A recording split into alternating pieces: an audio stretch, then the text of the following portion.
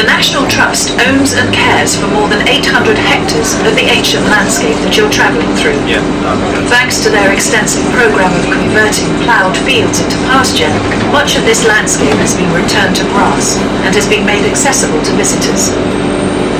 What did this landscape look like when Stonehenge was built? It actually looked quite similar to today. It was mostly open grassland, used by prehistoric people to graze their cattle, with some scattered trees and shrubs, particularly in the river valleys.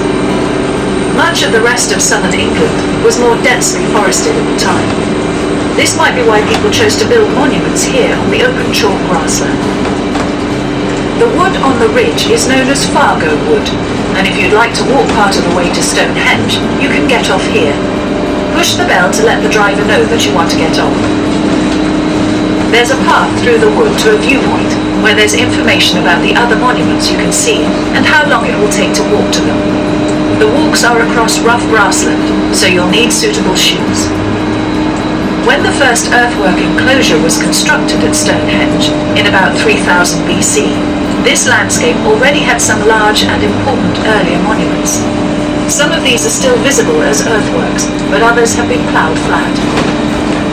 The Greater, or Stonehenge Cursus, is an enormous rectangular earthwork defined by a bank and ditch about 1.7 miles in length and runs on the left-hand side parallel with the road you're travelling on. On this left side of the bus, you should be able to see some low grass mounds in the field.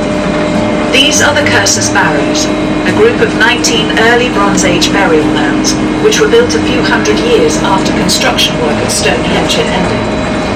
This is just one of several barrow cemeteries located in the area. It seems to have been important to be buried within sight of this significant place at that time.